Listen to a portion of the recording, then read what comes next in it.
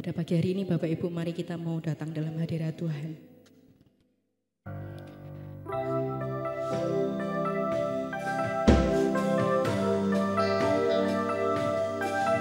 Kau kekuatan kami Tuhan Yesus.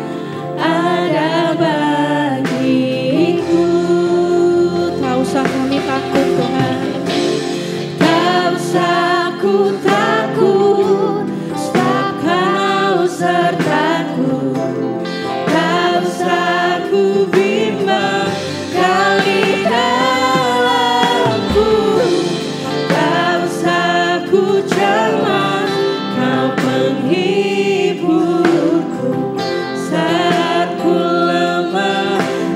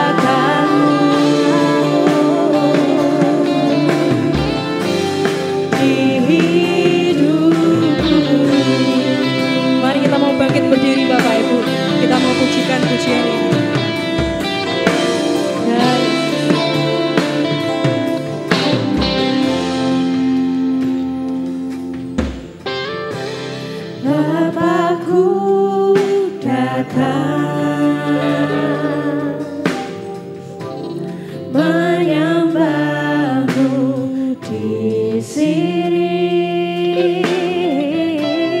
Ku percaya Kau ada bagiku. Bapakku datang menyembahmu di sini.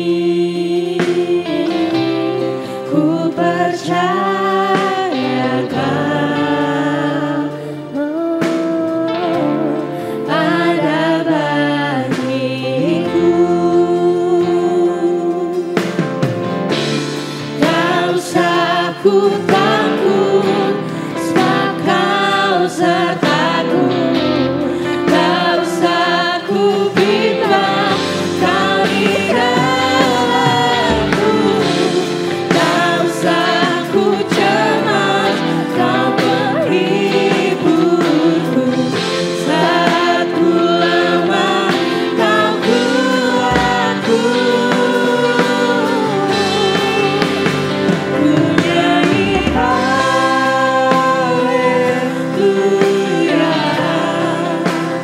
ku nyanyi haleluya.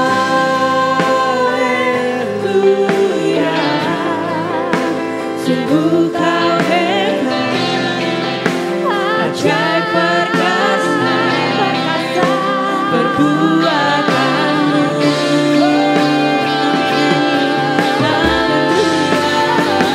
Ku nyanyi haleluya, ku nyanyi haleluya. Sungguh Kau hebat, ajaib perkasa perbuatanmu. Katakan bersama, tak usah kami takut Tuhan. Tak usah ku takut, sebab Kau sertaku. Tak usah ku bimbang, Kau di dalamku. Tak usah ku cemas, Kau penghiburku. Saat ku lemah, Kau kuat. Katakan sekali lagi, tak usah kami takut Tuhan. Tak usah ku takut, sebab Kau sertaku. Tak usah ku bimbang, Kau di dalamku. Tak usah ku cemas, Kau penghiburku. Saat ku lemah, Kau kuatku. Ku nyanyi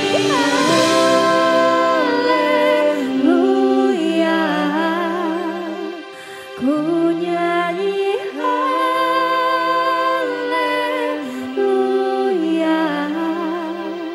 Sungguh Kau hebat, ajaib perkasa perbuatanmu. Ku nyanyi haleluya, ku nyanyi haleluya. Ini kami Tuhan, ku nyanyi pujian kami Yesus. Biarlah kami terus memuji Engkau Tuhan. Sungguh Kau hebat, ajaib perkasa perbuatanmu.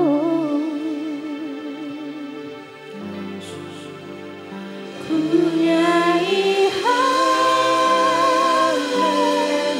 haleluya, ku nyanyi haleluya.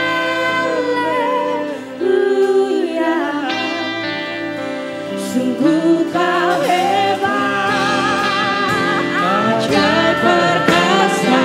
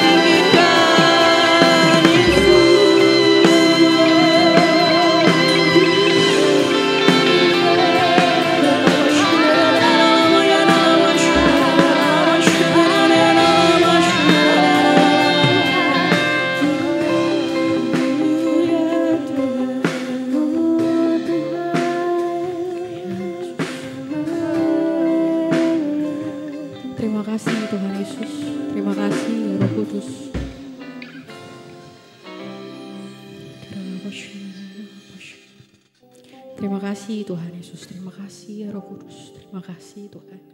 Teruslah kuasai tempat ini Tuhan dan setiap kehidupan kami di tempat ini Bapa. Tanpa terkecuali Tuhan, jangan lewatkan kami Tuhan Yesus. Penuhi kami Bapa dengan Roh Kudus-Mu, penuhi kami Tuhan dengan Roh Allah-Mu Tuhan. Terima kasih Tuhan, terima kasih, satukan hati kami Tuhan yang ada di tempat ini Tuhan. Biarlah kami boleh memberikan pujian penyembahan yang terbaik buat Engkau Tuhan. Dan Tuhan Yesus yang menyiapkan setiap hati kami Tuhan, biarlah kami siap untuk mendapatkan setiap firman-Mu Bapa. Tertanam Tuhan dan juga berbuah dalam kehidupan kami Tuhan, yang mengubahkan setiap kehidupan kami di tempat ini. Terima kasih Yesus, terima kasih Tuhan yang pimpin ibadah ini dari awal pertengahan hingga akhirnya Bapa. Hanya di dalam berkat nama Tuhan Yesus Kristus. Dan kita semua yang percaya Tuhan hadir di tempat ini, kita mau katakan bersama-sama. Amin. Haleluya. Beri kemuliaan buat Tuhan sekali lagi. Haleluya. Silakan duduk Bapak Ibu yang dikasihi Tuhan. Lebih dari pemenang dalam segala perkara ketika kita bersama dengan Tuhan Yesus. Amin. Haleluya.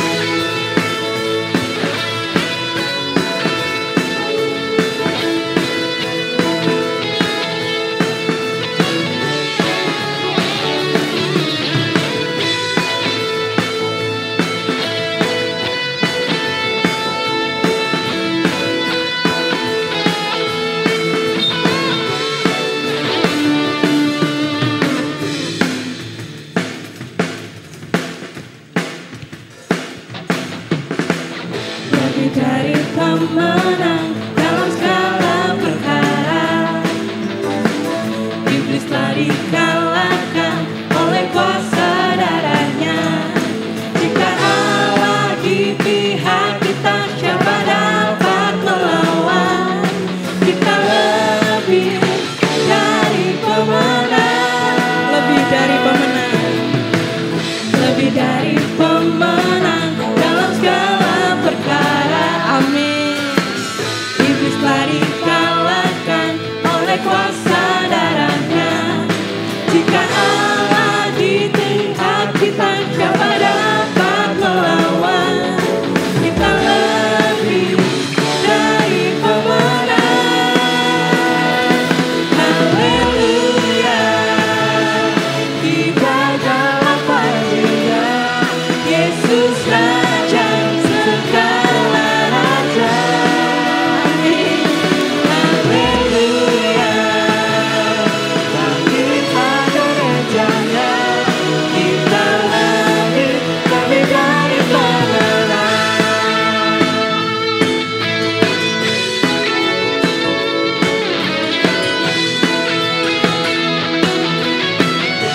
Sekali lagi kita mau katakan, lebih dari pemenang dalam segala perkara. Iblis telah dikalahkan oleh kuasa darahnya. Jika Allah di pihak kita, siapa dapat melawan? Kita lebih dari pemenang. Haleluya. Haleluya. Dibanggalah Dia, Yesus Raja segala raja. Haleluya. Bangkitlah gerejanya, kita lebih dari pemenang. Katakan haleluya. Haleluya. Haleluya. Dibanggalah Dia, Yesus Raja segala raja. Haleluya. Bangkitlah gerejanya, kita lebih dari pemenang. Kita lebih dari pemenang. Kita lebih dari pemenang. Sekali lagi, kita lebih dari pemenang. Haleluya. Mari Bapak Ibu, kita mau bangkit berdiri. Kita mau memuji Tuhan lebih lagi. Amin. Dengan sukacita, ini pujian kami buat Engkau Tuhan. Kami percaya Engkau menjadikan kami lebih daripada pemenang. Haleluya.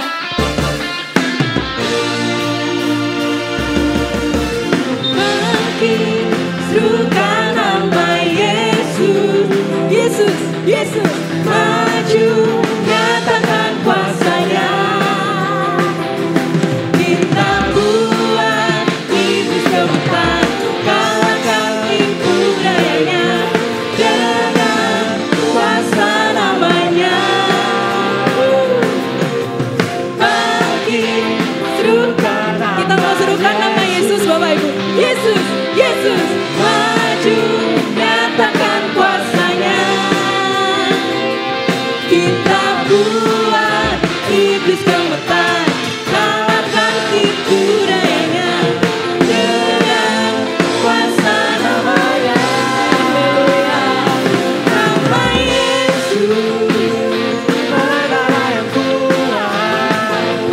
Nama Yesus, kota benteng yang teguh. Nama Yesus, kalahkan semua musuh. Nama Yesus, di atas segalanya. Haleluya. Bangkitlah hai jiwaku.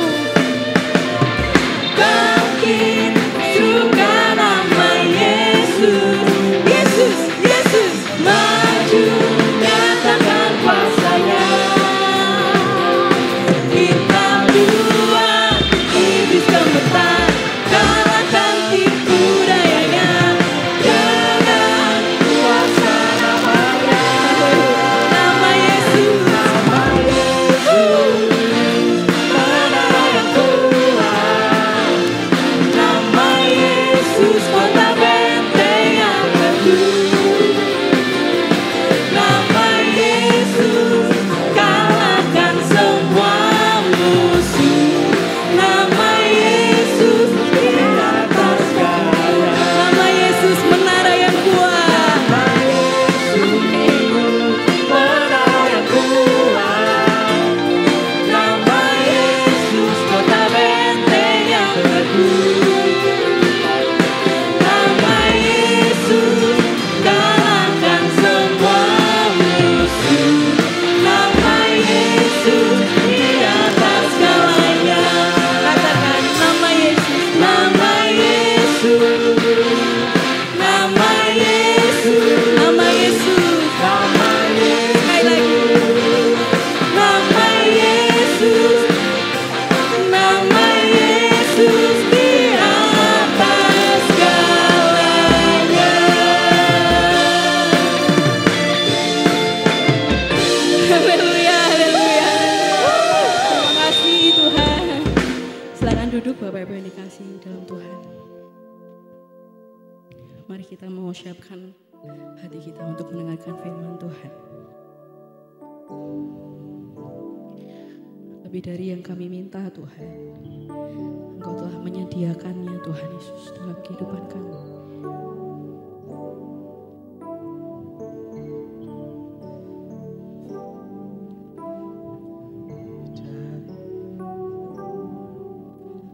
Lebih dari yang telah ku pinta, lebih dari yang telah ku pikirkan, semuanya Engkau sediakan dalam hidupku.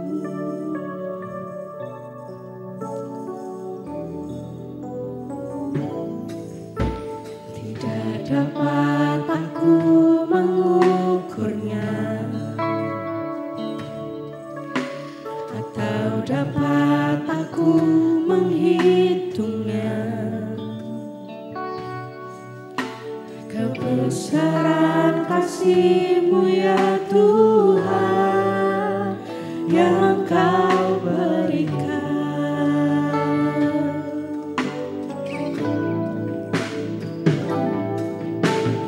Ku bersyukur padamu,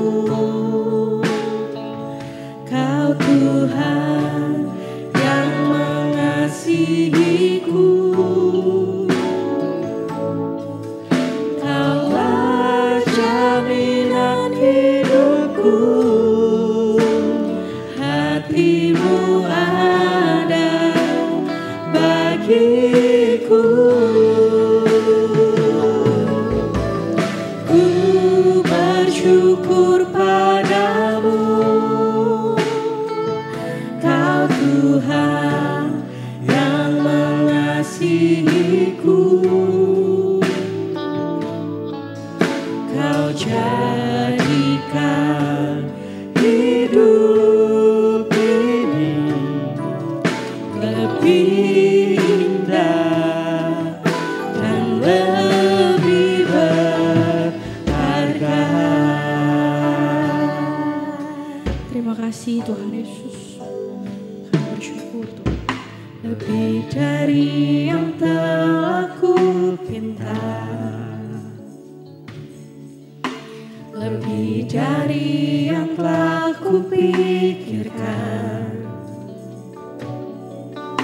semuanya Engkau sediakan dalam hidupku. Ya Tuhan Yesus. Tidak dapat aku mengukurnya, atau dapat aku menghitungnya. Kebesaran kasih-Mu ya Tuhan yang Kau berikan. Mari kita mau angkat tangan kita dan kita mau bersyukur.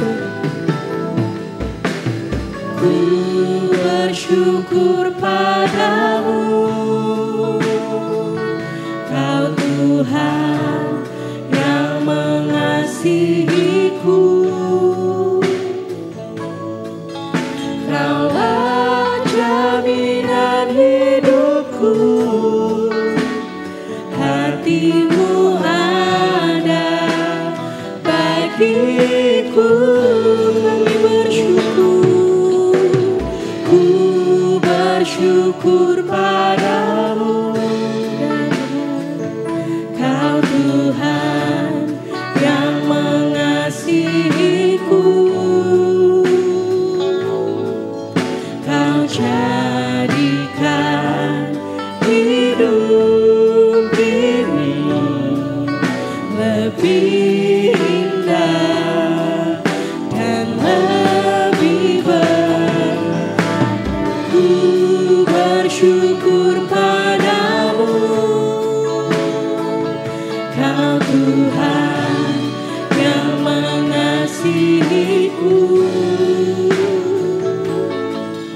Kaulah jaminan hidupku, hati-Mu ada bagiku.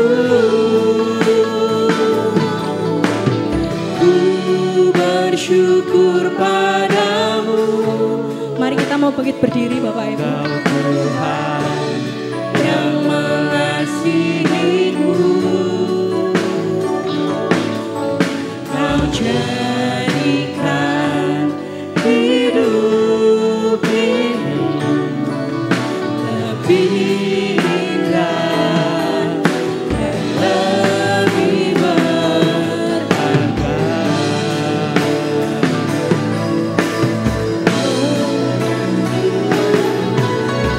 Ku bersyukur padamu, Kau Tuhan yang mengasihiku. Kaulah jaminan hidupku, hati-Mu ada bagiku. Kami bersyukur, bersyukur padamu, Kau Tuhan yang mengasihiku. Kau jadikan hidup ini lebih indah dan lebih berharga. Ku bersyukur padamu, Kau Tuhan yang mengasihiku. Kaulah jaminan hidupku, hati-Mu ada bagiku.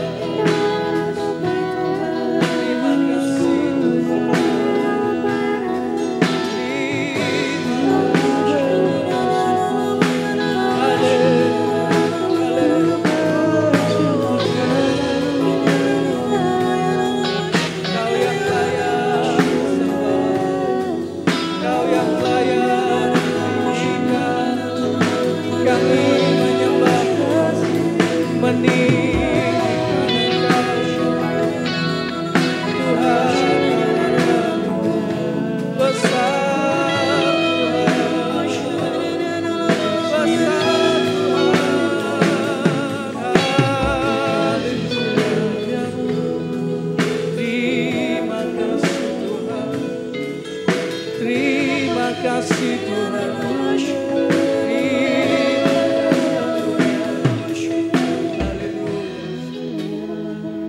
Terima kasih Tuhan. Terima kasih untuk kesempatan yang Kau berikan kami bisa ada di tempat ini dengan kekuatan kesehatan yang baru daripadamu. Terima kasih untuk berkat penyertaan kasih setiamu Tuhan yang selalu baru dalam kehidupan kami. Kami bersyukur Tuhan untuk segala kebaikan. Haleluya. Bapak Ibu kasih Tuhan, sebelum hari ini kita mendengarkan firman Tuhan, saya mau ajak kita semua ambil waktu beberapa menit, kita satukan hati, kita mau berdoa buat bangsa dan negara kita mau satukan doa kita, minta belas kasihan Tuhan, minta kemurahan Tuhan, minta anugerah Tuhan tercurah atas bangsa ini, supaya bangsa Indonesia boleh mengalami pemulihan, boleh mengalami kebangkitan, boleh mengalami kemajuan yang luar biasa daripada Tuhan. Mari pejamkan mata kita satukan hati kita berdoa untuk bangsa dan negara kita. Dan nanti kami mohon untuk Bapak Pendeta Madya Samuel Lloyd Praitno bisa berdoa dan kita satukan hati bersama-sama. Mari kita berdoa. Bangsa ini kami berdiri dan membawa doa kami kepadamu, sesuatu yang besar pasti terjadi dan mengubahkan negeri kami.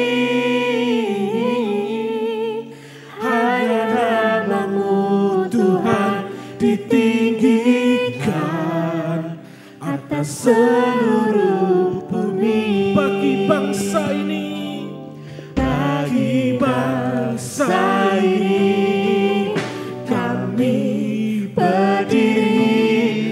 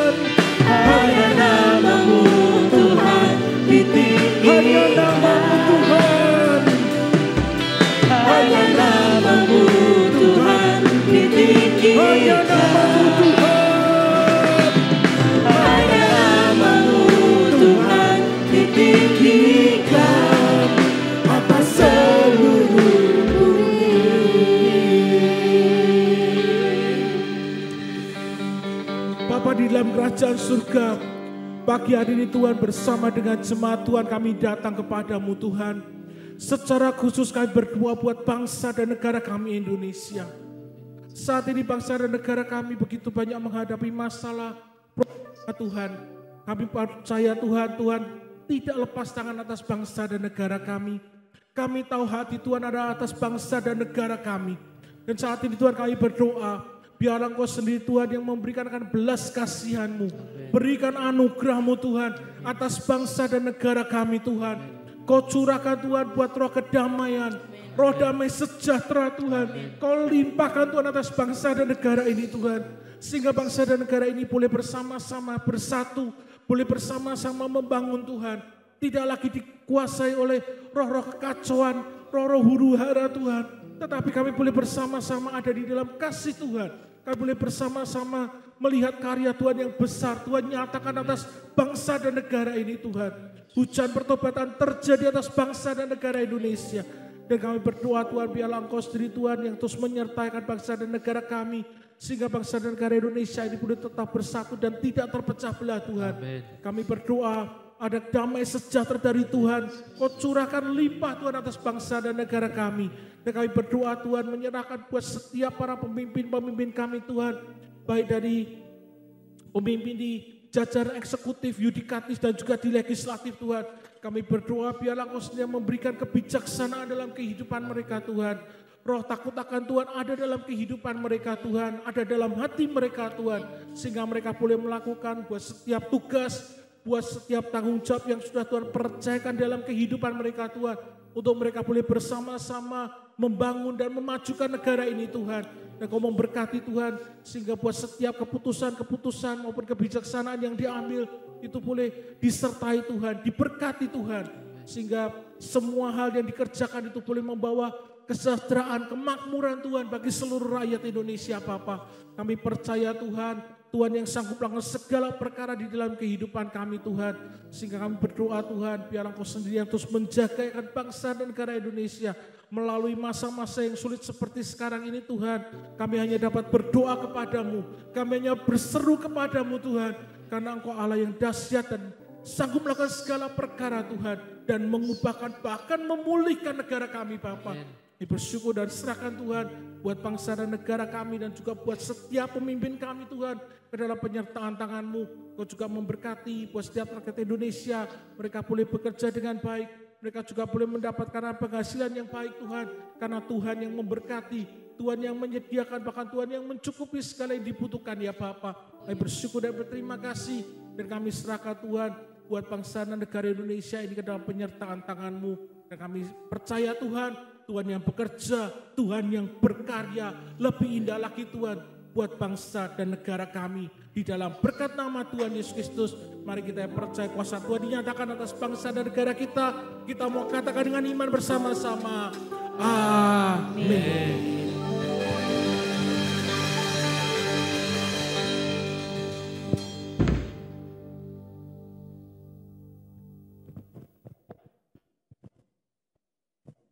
Ya, silakan duduk Bapak kasih Tuhan. Sekali lagi saya ajak kita berdoa untuk firman Tuhan. Terima kasih Tuhan, kami bersyukur untuk kesempatan hari ini kami bisa berkumpul bersama, memuji dan membesarkan nama-Mu. Dan sebentar kami mau terima firman-Mu, berkatilah agar firman-Mu ini boleh membekali hidup kami menjadi rema buat hidup kami, sehingga kami boleh makin mengerti kehendak-Mu dalam hidup kami. Engkau mengurapi setiap kami dan tolong hamba-Mu ini untuk bisa menjadi saluran berkat, menyampaikan tepat seperti apa yang Engkau inginkan, dan segala pujian hanya bagi-Mu dalam nama Tuhan Yesus Kristus. Haleluya. Amin. Amin. Haleluya. Shalom Bapak kasih Tuhan. Selamat pagi, apa kabar saudara? Luar biasa, berikan senyum yang manis buat kanan kiri saudara. Saya minta monitornya tolong dibesarkan sedikit Pak Arman. Iya. Terima kasih Pak. Ya, terima kasih Tuhan berkati. Bersyukur sekali hari ini saya bisa kembali melayani Bapak Ibu sekalian. Dan hari ini saya mau ajak kita belajar satu tema tentang memakai perlengkapan senjata Allah. Nah Bapak Ibu kasih Tuhan, Alkitab mengatakan kepada kita bahwa hidup kita sebagai anak-anak Tuhan ini adalah sebuah perjuangan. Ya, sebuah peperangan secara rohani melawan tipu muslihat iblis saudara. Dan karena Tuhan begitu mengasihi kita, maka di dalam peperangan ini Dia ingin hidup kita sebagai anak-anaknya mengalami kemenangan.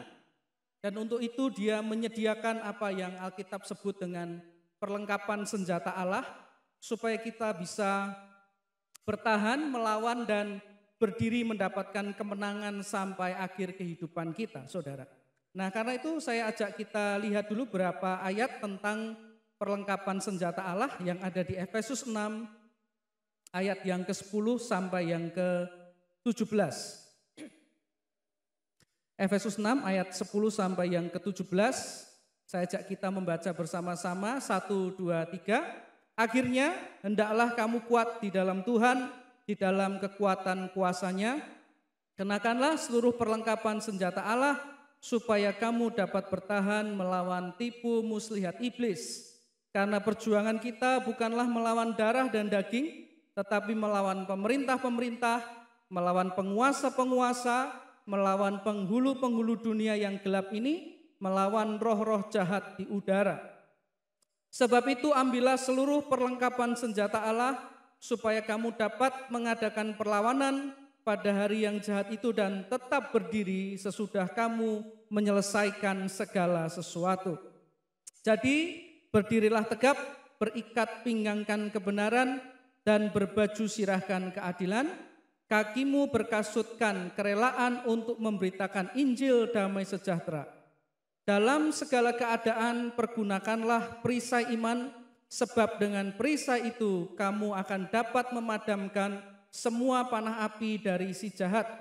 Dan terimalah ketopong keselamatan dan pedang roh, yaitu firman Allah. Saudara kasih Tuhan, dari ayat-ayat yang kita baca tadi kita mengerti bahwa hidup kita ada dalam peperangan yang sedang berlangsung. Dan kita punya musuh bernama iblis dan teman-temannya, saudara, yang disebutkan tadi sebagai pemerintah, penguasa, penghulu dunia yang gelap, dan juga roh-roh jahat di udara. Jadi ingat baik-baik bahwa sebagai anak Tuhan, merekalah musuh kita, setan dan teman-temannya, saudara. Musuh kita bukan saudara kita, musuh kita bukan mertua kita, bukan menantu kita, bukan anak kita, bukan orang tua, bukan saudara kita, bukan tetangga kita. Musuh kita adalah setan dan teman-temannya, saudara. Kuasa-kuasa kegelapan. Coba saudara bilang ke kanan kiri, kamu bukan musuh saya. Nah, kita ini saudara seperjuangan dalam Tuhan. Nah, merdeka. Haleluya. Nah, terkasih Tuhan, dikatakan tadi ada 6 perlengkapan senjata Allah yang berguna untuk melawan musuh, ya, dan kita bisa tetap teguh berdiri sampai pada akhirnya. Nah, kalau kita membaca tentang perlengkapan senjata Allah di sini, ini adalah berbicara tentang perlengkapan senjata yang dipakai oleh tentara Romawi, ya, pada zaman Perjanjian Baru, saudara, pada masa Rasul Paulus. Nah, apa saja perlengkapan senjata Allah? Yang pertama ada ikat pinggang kebenaran. Efesus 6 ayat 14 berkata, jadi berdirilah tegap, berikat pinggangkan kebenaran, saudara. Nah, menarik sekali bahwa perlengkapan senjata pertama yang disebut adalah ikat pinggang dulu, saudara, ikat pinggang kebenaran. Nah, ikat pinggang di sini berbicara tentang sabuk yang atau ikat pinggang yang khusus militer. Ini bukan ikat pinggang kita yang berwarna-warni atau ada hiasannya, tapi ini sabuk yang dipakai untuk khusus tentara. Ini adalah ikat pinggang yang kuat yang dirancang untuk menopang tubuh dan pada saat yang sama berfungsi menutupi bagian perut dan juga paha yang mungkin tidak terlindungi oleh pelat baja pelindung, saudara kasih tahu. Jadi kalau pakai baju zirah itu nggak bisa nempel antara bawah dengan atas, mesti ada jarak karena kalau nempel orangnya nggak bisa nunduk, saudara, pelat baja. Nah, jadi ini melindungi yang terbuka itu ikat pinggangnya, saudara. Nah, beberapa jenis sabuk pada zaman itu memang merupakan bagian dari pelat baja pelindung itu sendiri yang gunanya untuk mengikat pelindung baja agar menyatu dengan lebih kuat. Nah, pentingnya sabuk sebagai bagian dari persenjataan militer dapat kita lihat dari bagaimana orang menyebut persiapan yang lengkap sebelum berperang. Jadi tentara sebelum berperang punya istilah namanya grinding on, saudara. Grinding on. Grinding on itu makna harafiahnya artinya adalah sudah pakai ikat pinggang. Artinya apa? Sudah siap perang. Istilahnya grinding on, saudara. Sudah pakai ikat pinggang.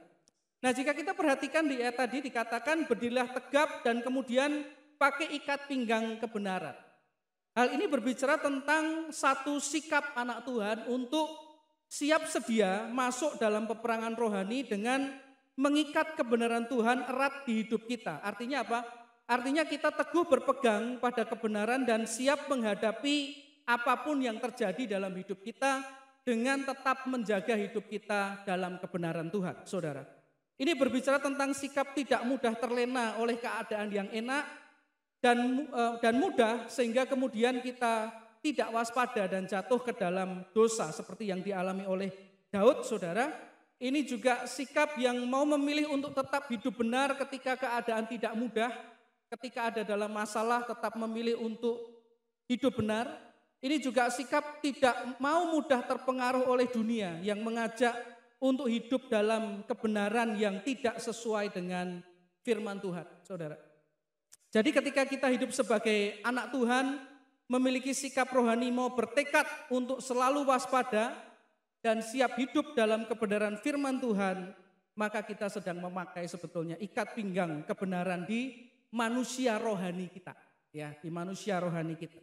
Yang kedua ada yang namanya baju sirah keadilan. Ya, jadi berdirilah tegap, berikat pinggangkan kebenaran dan berbaju sirahkan keadilan. Kata baju sirah keadilan kalau Anda baca dalam Alkitab terjemahan bahasa Inggris salah satunya diartikan dengan breastplate of integrity and moral rectitude, saudara. Atau baju sirah integritas dan moral yang benar, saudara. Ini berbicara tentang sikap yang mau hidup pertama dalam integritas di hadapan Tuhan. Hidup dalam integritas di hadapan Tuhan itu seperti apa? Artinya hidup benar di luar dan hidup benar di dalam. Hidup kudus saat ada orang lain maupun saat tidak ada orang lain, saat sendiri, saudara. Hidup sebagai anak Tuhan yang benar baik di gereja maupun di luar gereja. Ya, yang kedua hidup dengan baju sirah keadilan juga berbicara tentang hidup dengan moral yang benar di hadapan Tuhan, saudara. Artinya kita punya sikap hidup dengan menunjukkan moral yang baik. Contohnya apa? Ya kita hidup jujur di hadapan Tuhan, bertanggung jawab di hadapan Tuhan, menunjukkan rasa hormat, hidup kudus, hidup berkenan di hadapan Tuhan. Kita sedang pakai itu namanya baju sirah keadilan, breastplate of integrity and moral rectitude. Contohnya dalam Alkitab ada seorang anak Tuhan yang namanya Yusuf, ini yang anaknya Yakub, saudara. Dia dicatat punya integritas yang luar biasa. Ya saat dia sendirian ada kesempatan berbuat dosa, digoda oleh dosa, dia memilih untuk tetap hidup kudus. Nah itu pakai baju sirah keadilan, saudara. Dia juga punya moral yang terjaga sehingga tidak jatuh dalam dosa. Dia digoda tiap hari, tetap tidak mau hidup dalam moral yang bejat. Jangan sampai kita jadi anak Tuhan, nggak perlu digoda, sudah hidupnya nggak bermoral. Jangan, saudara kasih Tuhan. Ya, kita harus hidup dengan baju sirah keadilan. Ya, jangan hidup seperti Simpson, malah sengaja cari wanita yang tidak baik dan jatuh dalam dosa. Jadi jika kita sebagai anak Tuhan punya sikap atau tekad untuk hidup konsisten, berkenan di hati Tuhan, berintegritas, menjaga moral kita, maka secara rohani sebetulnya kita sedang mengenakan atau memakai baju sirah keadilan ini, saudara. Yang kedua ya. Lalu yang ketiga ada yang namanya kasut kerelaan untuk memberitakan Injil. Efesus 6 ayat 15 berkata, kakimu berkasutkan kerelaan untuk memberitakan Injil damai sejahtera. Nah saudara kasih Tuhan, kalau kita bicara tentang prajurit Romawi pada masa perjanjian baru, mereka membutuhkan satu sepatu atau kasut yang khusus militer dan sangat kuat, saudara. Mengapa? Karena selama mereka mengadakan konvoi militer, seringkali mereka harus berjalan setiap hari sepanjang 30 km. Jalan kaki dan tidak bertangan kosong, tapi mereka juga membawa perlengkapan konsumsi, saudara, dan juga senjata-senjata yang beratnya kira-kira 30 kg. Jadi jalan 30 km dengan beban 30 kg. Ya, jadi mereka betul-betul butuh kasut yang kuat. Nah, jadi kasut kerelaan untuk memberitakan Injil, ya, damai sejahtera ini berbicara tentang kemauan seseorang untuk hidup menjadi saksinya Tuhan, memberitakan Injil Kristus, menjadi saksi Tuhan. Meskipun dia tahu waktu dia jadi saksi akan ada beban yang akan dia tanggung karena dia mau hidup jadi saksi.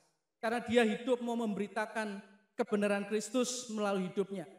Misalnya, jika anak Tuhan tidak mau ikut berbuat curang, tidak mau ikut berbuat dosa, tidak mau ikut berbuat jahat, tidak mau ikut berbuat yang tidak sesuai dengan firman, itu sebetulnya hidup kita sedang jadi saksi yang indah, sedang memberitakan Injil, sedang menunjukkan Kristus kepada orang lain. Ketika diajak berbuat yang jahat kita nggak mau, kita sebetulnya sedang jadi saksi memberitakan Injil, kemuliaan bagi nama Tuhan. Tapi seringkali juga mengikuti jadi kesaksian itu ada beban yang kita tanggung. Misalnya apa? Dijauhi, saudara. Digosipkan, dijatuhkan, diperlakukan tidak adil, ditinggalkan, mungkin dikucilkan, orang nggak mau berteman sama kita. Kamu nggak asik, nggak mau diajak ini dan itu, saudara.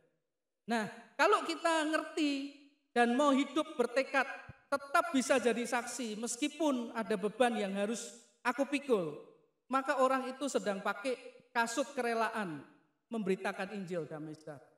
Dia sedang hidup jadi saksi Tuhan meskipun tidak mudah, meskipun ada beban yang harus ditanggung. Nah, kadang-kali orang nggak mau beban, mau jadi saksi tapi ketika bebannya rasanya berat, nah ini yang nggak mau, saudara kasih Tuhan.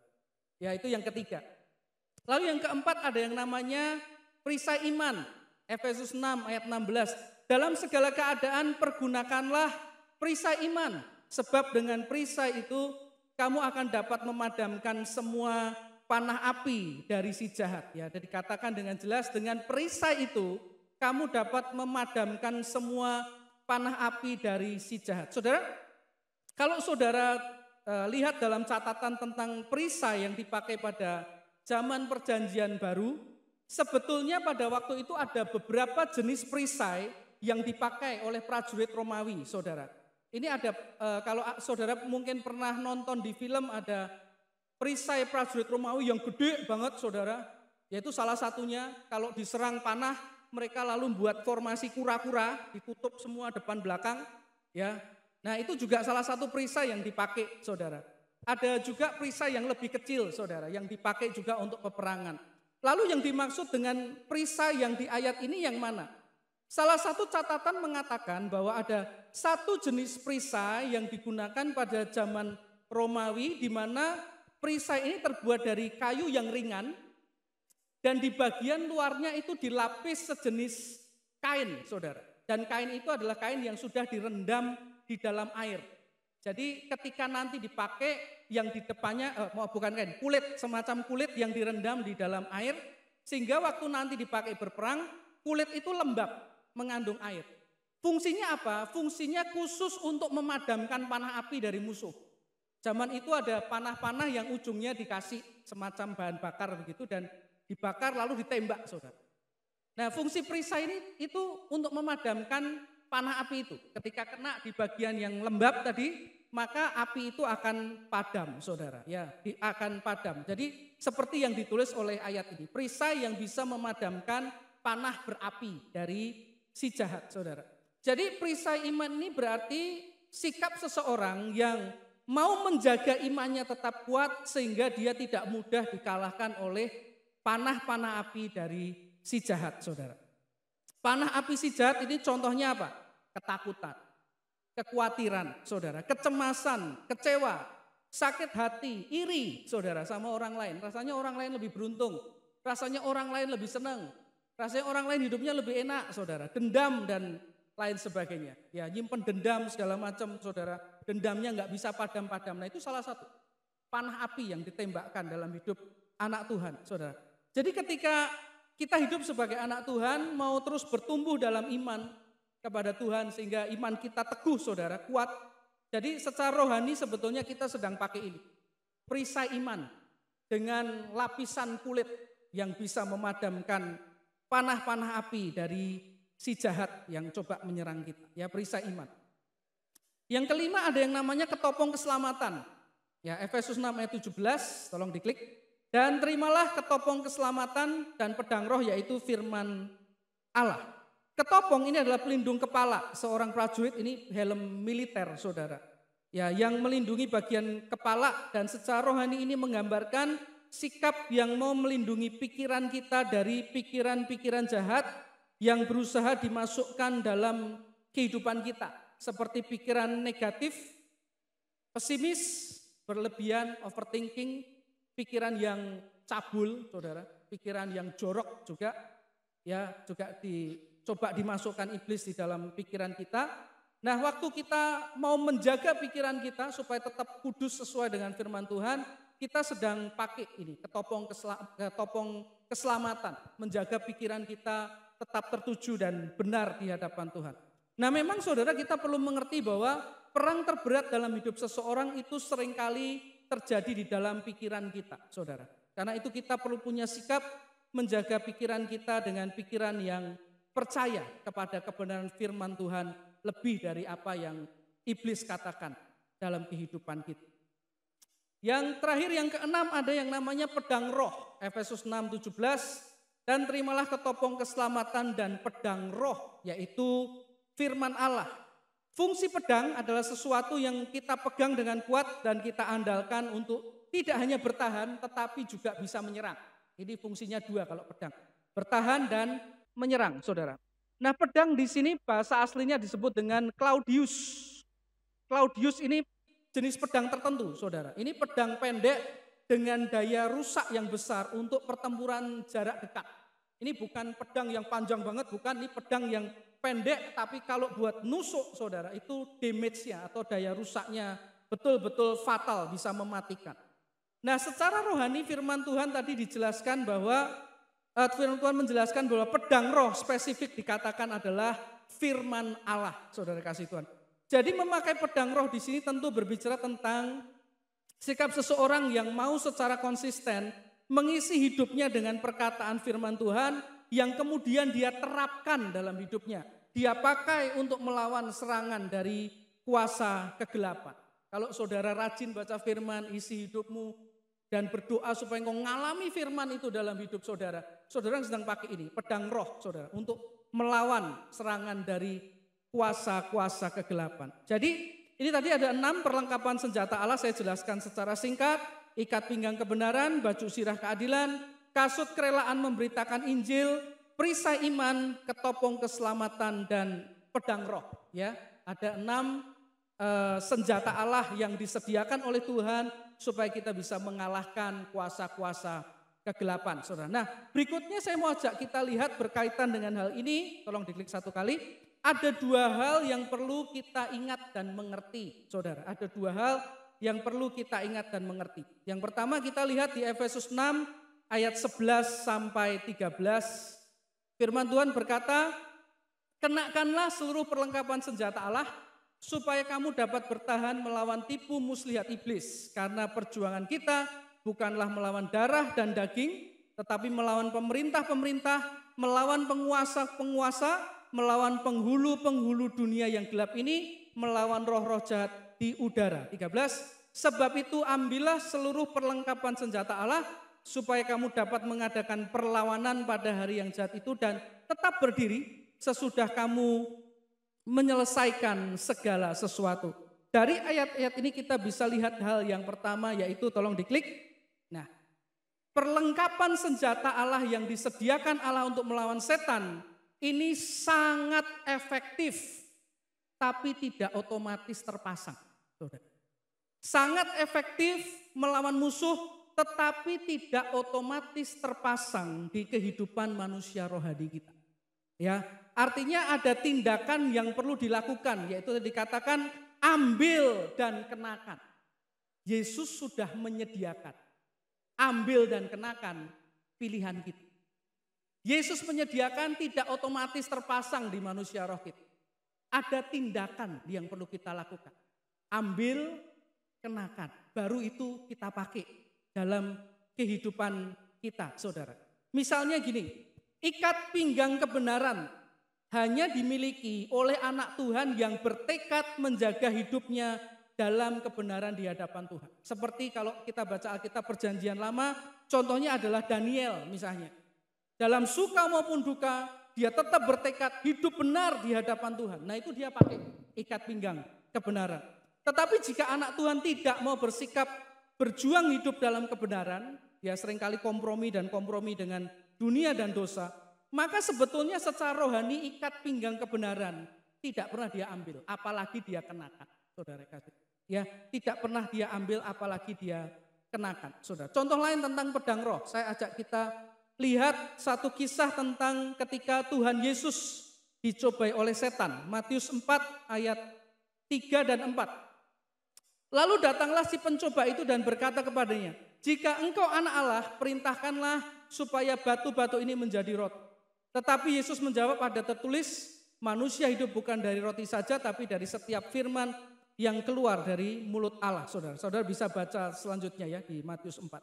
Di kisah ini Tuhan Yesus menunjukkan bagaimana dia memakai firman Tuhan sebagai pedang roh untuk mengalahkan pencobaan yang diberikan oleh iblis kepadanya. Ini Claudius tadi. Daya rusaknya memang luar biasa. Iblis mencobai 3 kali dan Yesus menjawabnya selalu dengan pedang roh. Dan iblis akhirnya kalah. Daya rusaknya memang luar biasa. Nah tapi bayangkan jika ada anak Tuhan yang tidak suka mengisi hidupnya dengan firman Tuhan. Ya, lalu setan datang mencobai dia. Mau menjatuhkan dia dalam dosa. Lalu dia berkata kepada setan, setan, ada tertulis. Lalu setan akan tanya, memang apa yang tertulis? Lalu Tuhan akan mikir, kayaknya tuh ada firman Tuhan, lawanlah setan. Benar gak? Setan berkata, enggak ada. Wong aku lebih tahu firman kok dari kamu. Ya, apa yang tertulis? Kamu enggak pernah baca firman. Mau ada tertulis apa yang tertulis? Aku lebih ngerti dari kamu. Dan akhirnya anak Tuhan seperti ini enggak bisa menang, saudara. Melawan tipu daya daripada setan. Karena enggak punya pedang roh, saudara. Nah jadi perlengkapan senjata Allah ini memang sudah disediakan Tuhan untuk dapat dipakai secara efektif mengalahkan kuasa dari si jahat. Tetapi tidak otomatis terpasang Bapak Ibu. Kita perlu memilih, mengambil, memakainya dalam hidup kita. Waktu kita mau memakainya dalam hidup kita, saat itulah anugerah Tuhan akan menyertai kita. Ya, anugerah Tuhan menyertai kita. Jadi perlengkapan senjata Allah itu akan menjadi perlengkapan yang sangat efektif.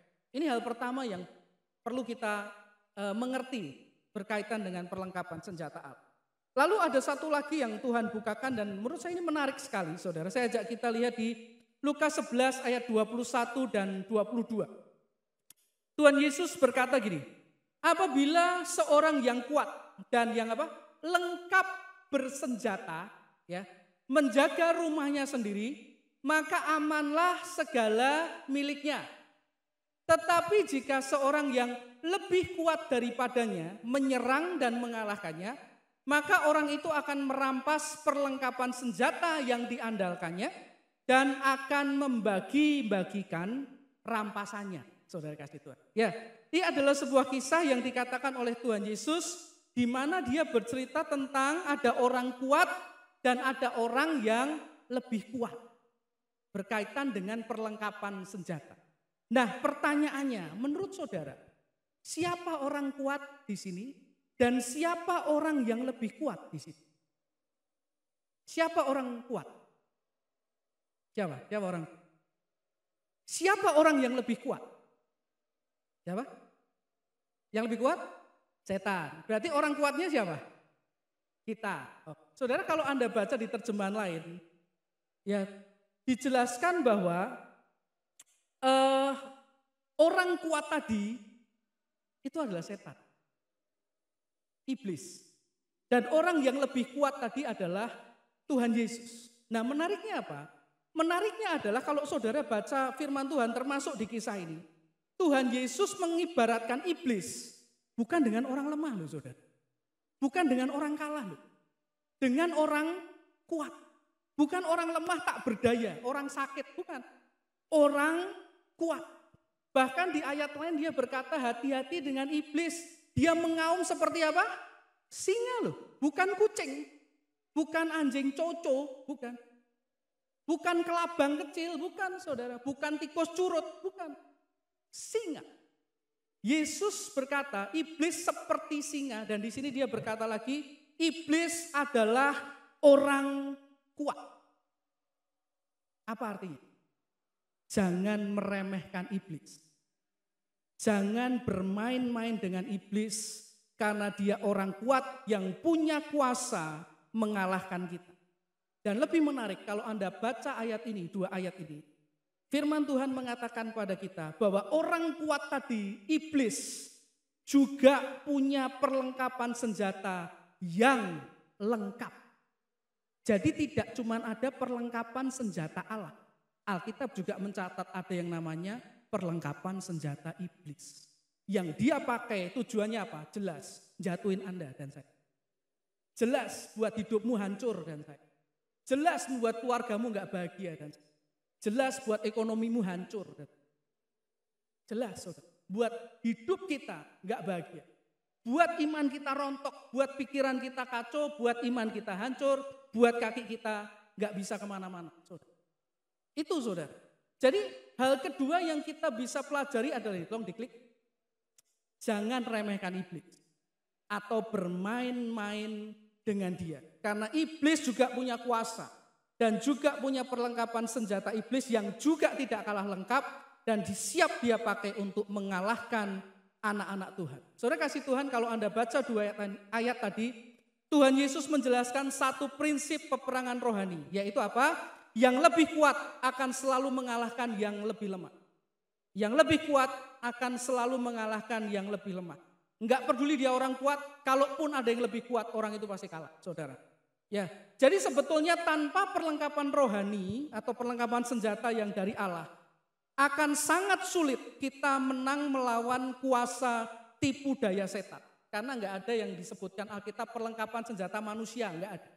Cuma 2, perlengkapan senjata Allah, iblis. Kita enggak pakai perlengkapan senjata Allah, berarti kita menghadapi iblis dengan perlengkapan senjata yang lengkap. Kita enggak akan menang. Saudara kasih Tuhan. Ya, sulit melawan kuasa dan tipu daya setan, tetapi kalau kita mengenakan perlengkapan senjata Allah tadi, orang kuat akan dikalahkan. Iblis akan dikalahkan. Kenapa? Karena kita sedang pakai perlengkapan senjata orang yang lebih kuat dari orang kuat. Perlengkapan senjata Allah, orang yang lebih kuat daripada orang kuat. Dan itu kita bisa menang. Makanya saudara, sebetulnya sejujurnya, setan suka sekali jika anak Tuhan khususnya ya, meremehkan kekuatan anak Tuhan, meremehkan kekuatan setan. Karena jika anak Tuhan meremehkan tipu daya setan dan strateginya, tidak percaya ada strategi setan, nggak percaya ada serangan setan dan segala macamnya, maka anak Tuhan cenderung tidak berjaga-jaga secara rohani. Nggak rajin berdoa, nggak rajin tutup bungkus hidupnya dengan darah Yesus. Dan akhirnya tanpa sadar, hidup rohani anak Tuhan bisa jadi sedang dikalahkan oleh setan-setan. Ya, kasih contoh sederhana. Saya tanya saudara, jawab dalam hati saja. Di keluarga kita, berapa banyak orang yang menang dalam hal setia membaca firman Tuhan sehari-hari? Setiap hari. Gak usah jawab, saudara jawab sendiri dalam hati. Di keluarga Anda, berapa banyak orang yang menang dalam setia membaca firman setiap hari? Tahukah Anda bahwa firman Tuhan yang dikatakan sebagai pedang roh tadi adalah satu-satunya perlengkapan senjata yang bisa dipakai untuk menyerang.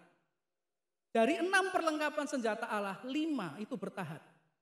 Yang cuman bisa nyerang 1, pedang roh aja, saudara. Bertahan dan bisa menyerang. Sisanya adalah untuk bertahan, ya, ketopong, kasut, baju zirah, perisai, ikat pinggang, tidak efektif menyerang, saudara. Yang bisa untuk efektif menyerang hanyalah pedang, saudara. Ya, firman Tuhan. Dan itu juga yang dipakai Tuhan Yesus kan, ditunjukkan untuk menyerang dan menang atas cobaan setan, saudara. Jadi saudara, sebetulnya anak Tuhan yang tidak suka firman, secara rohani pedang rohnya sedang dirampas, dilucuti. Ya tadi kan dikalahkan. Ya, ayat 22. Jika menyerang dan mengalahkannya, maka orang itu akan merampas. Nah, saya nggak tahu dengan hidup saudara, tapi siapa tahu ada anak Tuhan di sini yang pedang rohnya sedang dirampas setan. Nggak punya pedang roh buat ngelawan setan, saudara. Makanya setan itu sangat suka kalau anak Tuhan tidak mengerti firman. Karena itu artinya dia tidak punya senjata untuk melawan kuasa si orang kuat tadi. Dan hanya bertahan saja ketika diserang setan. Nah, kalau kita bertahan saja diserang setan, digebuki setan, saudara. Lama-lama babak belur. Ya, coba kita pakai helm nih. Ya, katakanlah sekarang kita pakai helm. Coba saudara, dipukuli terus pakai kayu. Kepalamu nggak luka, saudara. Buak, gitu. Lama pusing nggak? Pusing kan? Pusing, saudara. Pakai baju zirah nih, anti peluru katakanlah. Ya coba pukuli terus. Lama-lama sakit nggak? Tetap sakit, saudara. Pakai kasut, dinjeki terus. Ya sakit juga lama-lama, saudara. Karena nggak bisa menyerang, saudara. Nah, dan yang menarik gini, percayalah saudara, kalau yang namanya pedang roh atau firman sudah dilucuti, maka berikutnya perisai iman akan jadi lemah. Kok bisa? Karena firman Tuhan berkata iman bertumbuh dalam penganiayaan dan pembacaan firman Tuhan. Kalau firman Tuhannya nggak dibaca, perisai iman kita jadi lemah. Ya, perisai iman jadi lemah. Kalau perisai iman lemah, ketopong keselamatan lemah. Kendali pikiran kita jadi susah. Kita mulai berpikir, Tuhan kok jahat ya. Kita jadi mulai kecewa, kita jadi mulai overthinking, kita mulai nggak percaya kepada Tuhan. Tuhan kok jahat sama aku, saudara. Setelah itu kasut kerelaan memberitakan Injil jadi saksi, ikut jadi lemah. Orang jadi sulit mau bersaksi karena merasa hidupnya kalah, saudara. Gak pernah ngalami pertolongan Tuhan rasanya, gak pernah ngalami kemenangan rohani, mau bersaksi apa? Waktu mau bersaksi setan akan berkata, hidup kayak gitu disaksiin. Nah kita jadi iya ya, aku nih anak Tuhan tapi kok kalah ya. Ekonomi morat-marit, kerjaan hancur, keluarga hancur, mau saksi apa? Ya, hancur akhirnya saudara. Kasut kerelaannya kan. Kalau itu sudah kena, baju sirah keadilan jadi lemah. Gak bisa konsisten dalam Tuhan. Hidup rohani akan naik, turun, naik, turun, naik, turun, naik, turun, turun. Kalau sudah itu kena, yang berikutnya ikat pinggang kebenaran juga ikut jadi lemah. Sulit hidup dalam kebenaran karena sudah mudah terseret oleh gelombang dunia ini. Saudara kasih Tuhan.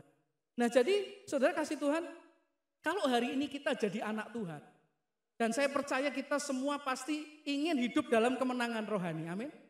Siapa yang mau hidup dalam kemenangan rohani? Bareng sama saya, angkat tangan. Oke. Kalau saudara ingin hidup dalam kemenangan rohani, ingatlah bahwa Tuhan juga ingin saudara hidup dalam kemenangan rohani. Tuhan pun lebih ingin kita hidup dalam kemenangan rohani. Karena itu dia sediakan senjata. Dia sediakan perlengkapannya supaya anak-anaknya jangan kalah. Ya melawan orang kuat, Tuhan berkata, musuhmu siapa? Orang kuat. Enggak masalah, aku sediakan senjata yang orang lebih kuat. Supaya kamu bisa ngalahin musuh itu. Ya, dia sediakan 6 perlengkapan senjata. Tapi kita perlu ambil. Kamu perlu ambil dan kamu perlu kenakan dalam hidup kita. Ya, tekati dan gunakan supaya bisa mengalami kemenangan. Saudara kasih Tuhan.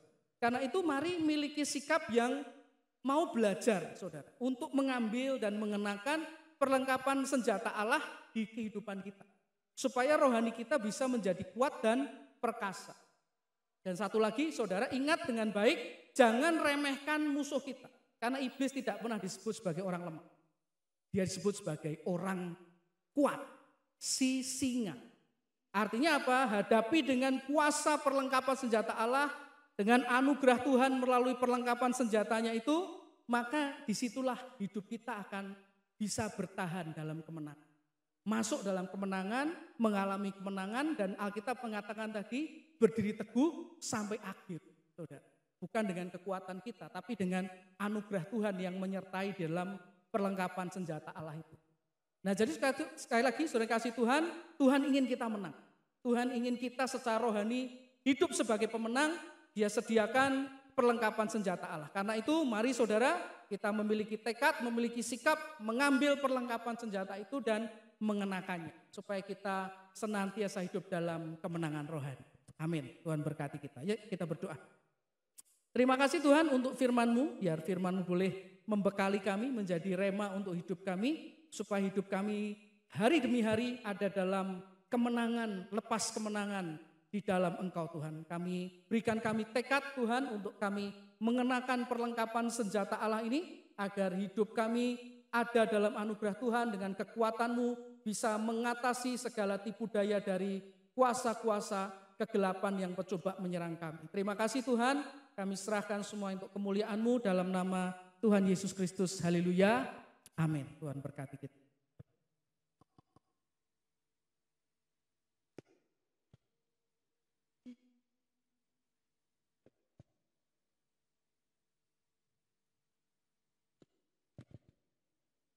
Ya, sebelum saya menyampaikan informasi ibadah GBI Semarang Indah, saya mengajak Bapak Ibu semua untuk bangkit berdiri dan kita akan bersama-sama memperkatakan kebiasaan baik yang akan kita lakukan sepanjang tahun 2025. 1, 2, 3. Saya berusaha membangun kebiasaan baik untuk tetap berdoa sesuai dengan kebenaran firman Tuhan dalam 1 Tesalonika ayat 17 yang berbunyi, tetaplah berdoa. Amin. Dipersilakan untuk duduk kembali. Ibadah Raya Onsite minggu depan, tanggal 7 September 2025, diadakan pada pukul 8 pagi dan firman Tuhan akan disampaikan oleh Pendeta Madya Samuel Lloyd Prayetno. Dan bagi jemaat yang belum bisa hadir dalam ibadah onsite, dapat mengikuti ibadah online pada sore hari, pukul 5 sore di channel YouTube GBI Semarang Indah. Setelah menerima doa berkat bagi Bapak Ibu yang telah mendaftarkan diri untuk mengikuti acara Philadelphia Family Fun Fellowship pada tanggal 5 September 2025 yang akan datang, dapat tinggal sejenak untuk menerima pengarahan dari panitia. Kami mengharapkan agar Bapak Ibu dapat mengikuti technical meeting ini demi kelancaran acara tersebut. Ya, bagi Bapak Ibu yang akan memberikan persembahan kasih dan mengembalikan persepuluhannya bagi pelayanan dan pekerjaan Tuhan, amplop persembahan dapat dimasukkan ke dalam kotak persembahan yang ada di pintu keluar gereja ketika Bapak Ibu akan pulang. Sebelum pulang kita akan menerima berkat dari Tuhan. Saya mengundang Bapak Ibu untuk dapat bangkit berdiri bersama dan Pendeta Pratama Yohan Immanuel Prayetno akan memberikan doa berkat bagi kita semua.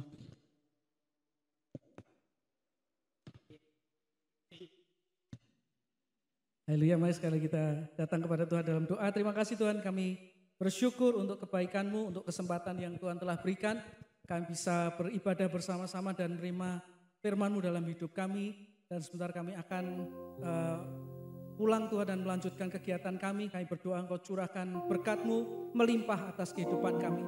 Bapak Ibu saudara yang kasih Tuhan, pada akhir ibadah kita mari angkatlah kedua tangan-Mu kepada Tuhan. Tangkap dan terimalah berkat Tuhan atas hidup-Mu. Tuhan memberkati keluarga dan rumah tanggamu. Tuhan memberkati usaha dan pekerjaanmu. Tuhan memberkati engkau dengan kesehatan yang baik. Tuhan memberkati pendidikan yang sedang kau jalani. Tuhan memberkati pelayananmu makin dahsyat dan luar biasa. Tuhan memberkati hidupmu sehingga hidupmu berhasil, beruntung dan berkemenangan. Tuhan memberkati engkau dan melindungi engkau. Tuhan menyinari engkau dengan wajahnya dan memberi engkau kasih karunia. Tuhan menghadapkan wajahnya kepadamu dan memberi engkau damai sejahtera dari sekarang sampai Maranatha, saat Tuhan Yesus Juru Selamat kita yang agung, yang begitu mencintai kita, datang kembali untuk kali yang kedua. Dan semua yang percaya pulang dengan berkat Tuhan berkata, Amin.